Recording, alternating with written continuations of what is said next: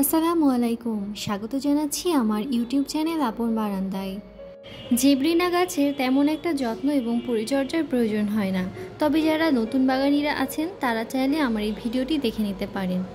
বলে রাখি, আমার চ্যানেলের ভিডিওগুলো ভালো লাগলে অবশ্যই লাইক, কমেন্ট এবং শেয়ার করতে একদমই ভুলবেন না। চাইলে চ্যানেলটি সাবস্ক্রাইবও করতে পারেন। আর কোনো মতামত থাকলে অবশ্যই কমেন্ট করে জানাবেন। শুরুতেই জেব্রিনা সম্পর্কে কিছু কথা বলে নিই। আমাদের দেশের আবহাওয়াতে এর জন্য খুব আলোক উজ্জ্বল জায়গার প্রয়োজন হয়।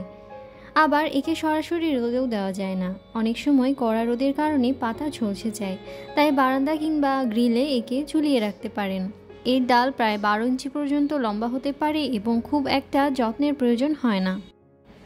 এখন আসি মিডিয়ায়। এর জন্য জৈব সারের প্রয়োজন হয়, তাই আমি এখানে মিডিয়া হিসেবে কোকোপিট, নর্মাল মাটি, বালি, গোবর পচা ব্যবহার করেছি। এর সাথে চাইলে ছত্রাকনাশক মিক্স করে নিতে পারেন।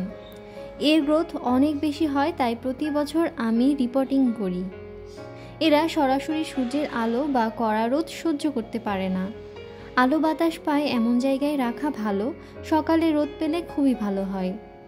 জেব্রিনার খুবই সামান্য পরিমাণ পানি দিতে হয়। খেয়াল রাখতে হবে যেন মাটি একেবারেই শুকিয়ে না যায়।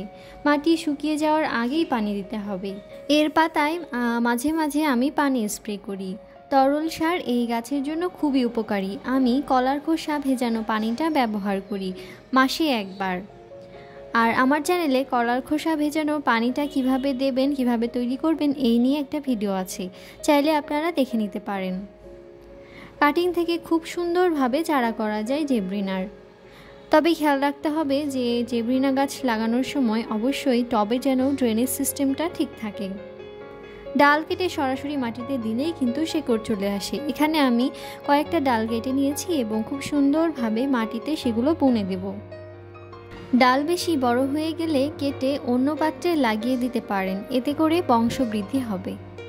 আমি এখানে প্রথমে মাটিটাকে ভিজিয়ে নিয়েছি এবং তারপরে ডালগুলোকে বুনে দিচ্ছি। এরপর আমি যেটা করব সেটা হলো কিছুদিন, অর্থাৎ 2-1 দিন আমি এই পাত্রটিকে একটু ছায়ায় রাখবো, তারপরে বারান্দায় রেখে দেবো যেখানে হালকা রোদ আসে। 2-1 দিন পর পর পানি দিব আর মাঝে মাঝে পাতাগুলোকে স্প্রের মাধ্যমে ভিজিয়ে দেব। এছাড়া সার হিসেবে মাঝে মাঝে পেঁয়াজের খোসার যে পানিটা সেটাও ব্যবহার করতে পারেন, সেটার ভিডিও আমার চ্যানেলে পেয়ে যাবেন। এছাড়া সবজি পচা পানি কিভাবে ব্যবহার করবেন সেই ভিডিও আমার চ্যানেলে আছে, এবং চাল ভেজানো পানি কিভাবে ব্যবহার করবেন, তারপর ভাত ভেজানো পানি কিভাবে ব্যবহার করবেন কীটনাশক হিসেবে, সে সকল ভিডিও আপনারা আমার এই চ্যানেলেই পেয়ে যাবেন। তো যাই হোক, কথা বলতে বলতে আমি জেব্রিনার ডালগুলোকে বুনে দিয়েছি। আজকের ভিডিও তাহলে এই পর্যন্তই। আগামী ভিডিও দেখার আমন্ত্রণ জানাচ্ছি। আল্লাহ হাফেজ, আসসালামু আলাইকুম।